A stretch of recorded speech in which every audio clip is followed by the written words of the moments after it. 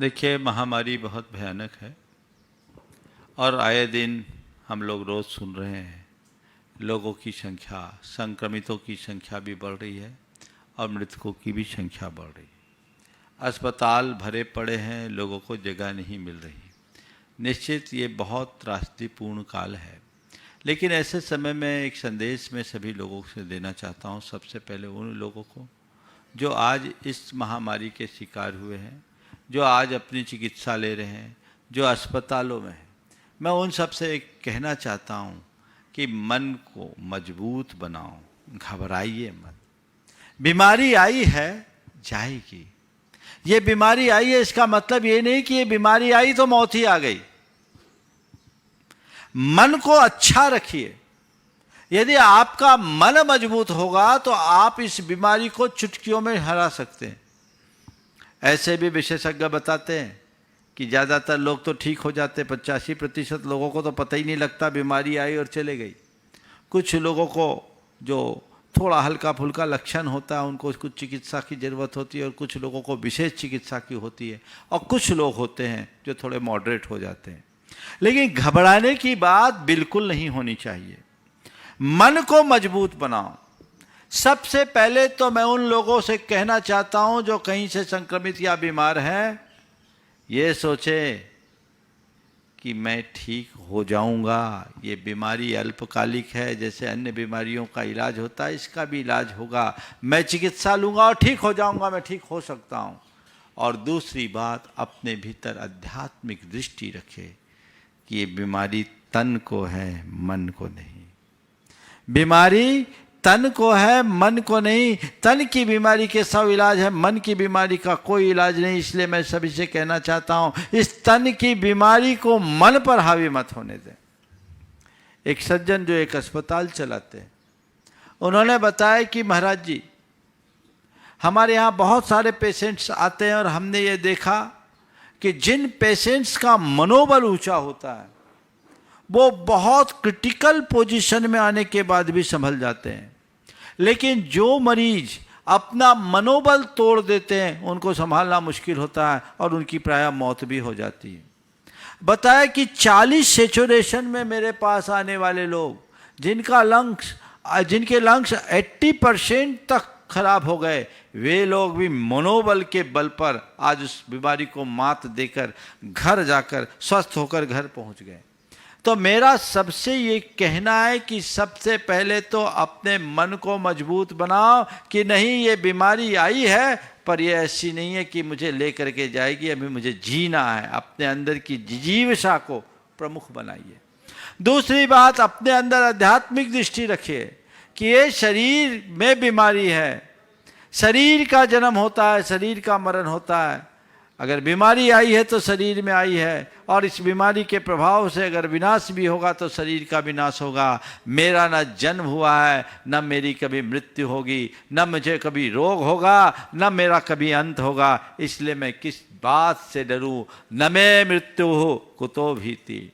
जब मैं मृत्यु रूप हूं ही नहीं तो डर किसका? मन को मजबूत बनाइए, इससे बिल्कुल मत घबराइए। बीमारी आई है, जाएगी। और एक बात गांठ में बांध के रखिए कि जब तक मेरी आयु है मुझे कोई हिला नहीं सकता और आयु पूरी हो जाने के बाद कोई जिला नहीं सकता। तुम्हारी आयु पूरी होगी तब तुम्हें कोई नहीं रोक सकता। और एक बात ध्यान रखना, जाने का नंबर हो तो स्वस्थ आदमी भी चला जाता है, और अगर किसी की आयु है तो महीनों वेंटिलेटर पर रहने वाले लोग भी वापस से अपना जीवन प्राप्त कर लेते हैं। इसलिए निर्विकल्प रहिए। हमारे यहाँ तो एक कहा जाता है, राजा राणा छत्रपति हाथ इनके असवार, मरना सबको एक दिन अपनी अपनी बार। तो एक दिन तो सबको मरना है, लेकिन जब मेरी बारी आएगी तब मरेंगे। अभी मेरी बारी थोड़ी है, तैयारी है। आएगी तो स्वागत है, लेकिन घबराना नहीं। मृत्यु का स्वागत उमंग और उल्लास के साथ करना, भय और उद्वेग के साथ नहीं। इससे घबराना बिल्कुल नहीं चाहिए। आप अपने मन के इस भय को हटा दीजिए। लोग अस्पतालों में रहते हैं, आजू बाजू में एक दूसरे लोगों को देखते हैं। लोग अगर चले जाते हैं तो मन में घबराहट होता है, कहीं मेरा नंबर ना आ जाए, मेरा नंबर ना आ जाए। तो अमर हो क्या है? हो क्या? नंबर तो एक दिन सबका आना है। हमारे पुरखे गए, हमको भी जाना, जगह खाली करेंगे तब तो दूसरे आएंगे।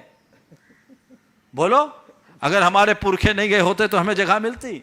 लेकिन जब नंबर आएगा तब वो सब सेट है, घबराओ नहीं, हमारे हाथ में नहीं, तुम्हारे हाथ में नहीं है। मन का ये वहम निकाल दीजिए, मन में एक अलग उल्लास और ऊर्जा को जगाइए, तो ये चीजें आपको संभालेगी। इसके साथ जो और आवश्यक चीजें उसे अपनाइए। चिकित्सा के साथ साथ मन को मजबूती देने के लिए आप योग आदि की क्रियाएं कीजिए, भावना योग कीजिए, वो आपके जीवन को एक अच्छी दिशा देगी। मन जिसका मजबूत होता है उसे कुछ भी नहीं बिगाड़ सकता। मैं मानता हूं कि अमर कोई नहीं है, लेकिन हमें बेमौत नहीं मरना। लोगों को थोड़ा सा कोविड पॉजिटिव आता है तो लोगों के मन में खौफ आ जाता, अब तो गए। और पेशेंट के साथ साथ उनके जो परिजन हैं वो भी अधीर हो जाते हैं, वो भी बहुत घबरा जाते हैं, और इसी घबराहट में मामला बिगड़ जाता है। पेशेंट्स को भी थोड़ा पेशेंट के साथ उनके परिजन को भी थोड़ा धैर्य रखना चाहिए। ठीक है, बीमारी आई है, चले जाएगी, आप हिसाब लगा लीजिए। हमारे यहाँ इतने सारे लोग संक्रमित हो रहे हैं, पर ज़्यादातर तो लोग ठीक होकर के ही जा रहे हैं। मृत्यु की दर तो लगभग 1.5% ही है ना। ठीक है, ये दूसरा वेरिएंट थोड़ा भयानक है, इसलिए सावधानी पूरी रखिए, सतर्कता रखिए, एक दूसरे के साथ संपर्क मत बनाइए, घर के भीतर रहिए, सेफ जोन में रहिए, ये आपकी जिम्मेदारी है। लेकिन अगर कोई संक्रमित हो गया या मैं संक्रमित हो ना जाऊं, इस बात का भय मन से हटा दीजिए। भय का भूत जब तक आप नहीं भगाएंगे आप ठीक नहीं हो पाएंगे। इसलिए मन को मजबूत बनाने की कोशिश कीजिए। मैं आप सबसे कहता हूं, उन लोगों से जिनके मन में इस महामारी का खौफ है, इस धरती पर यह महामारी पहली बार नहीं आई। पिछले अनेक शताब्दियों का इतिहास हमारे सामने है। हर 100 वर्ष में एक महामारी आई, करोड़ों लोग उसमें मरे। लेकिन महामारी आई, करोड़ों लोग मरे, पर मानवता आज भी जिंदा है। हमें घबराने की बात नहीं है। यह महामारी है, लेकिन जब तक मानवता जिंदा है हमें कोई कठिनाई नहीं होगी। हम फिर उठ करके खड़े हो जाएंगे, और जो थोड़ा बहुत आज प्रकृति के प्रकोप को झेलना पड़ रहा है वह सब सुधर जाएगा। हमें संभलने की जरूरत है, एक दूसरे का साथ देने की जरूरत है। ऐसे समय में लोगों को मानवतावादी दृष्टिकोण रखना है और अपनी मानवीय भावनाओं का परिचय देना है। कोई पीड़ित है तो उसके लिए ढाल बन करके खड़े होने की जरूरत है। और जैन समाज के लोगों के लिए मैं विशेष कहूँगा, हमारी संस्कृति तो दान धर्म की संस्कृति रही है। हमारे पुरखों ने जब भी कभी कोई ऐसी विपत्ति आई है, जी खोल करके दान धर्म किया है और लोगों की रक्षा में आगे आया है। हमें उसी परंपरा को आगे बढ़ाना है और इस त्रासदी को एक वैश्विक आपदा मानकर जिसको जो संभव है अपना सहयोग देने के लिए हाथ आगे बढ़ाना चाहिए और एक अच्छा उदाहरण प्रस्तुत करना चाहिए। क्योंकि आज के समय में इस मानवता पर आए संकट को दूर करना हर किसी का कर्तव्य है। जो इस कर्तव्य के प्रति दिल होंगे वो ठीक हो जाएंगे और उनके साथ कुछ भी नहीं होगा। इसलिए हमें एक कोशिश करनी है, हम स्वस्थ रहें, औरों को भी स्वस्थ रखने की कोशिश करें। बार बार जो अस्वस्थता का अनुभव होता है वे एक वाक्य दोहराएं, स्वस्थ हो हम, स्वस्थ हो हम, स्वस्थ हो हम। मैं स्वस्थ हूँ, मैं स्वस्थ हूँ, मैं स्वस्थ हूँ और मैं आत्मा हूँ, शुद्ध आत्मा हूँ। शुद्ध हो हम, शुद्ध हो हम, शुद्ध हो हम की धुन अपने अंदर रखे। यह आपके मन को मजबूती देगा और आप इस बीमारी को हरा कर बाहर लौट सकेंगे। जिन लोगों का मनोबल ऊंचा हुआ है वे बाहर आए हैं, उम्र दराज लोग भी उसे हरा कर आए हैं। लेकिन जिनने सोचा अब तो मैं बचूंगा नहीं, अब तो मैं बचूंगा नहीं, अब तो मैं बचूंगा नहीं, जो अपने जीवन से हार गए वे घर लौट के नहीं आ पा रहे हैं।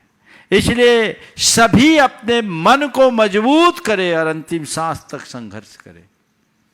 मेरी जितनी सांसें हैं मुझे जीवंतता से जीनी है और अपने जीवन को धन्य करना है। यही मेरा सभी के लिए मार्गदर्शन है और आशीर्वाद भी।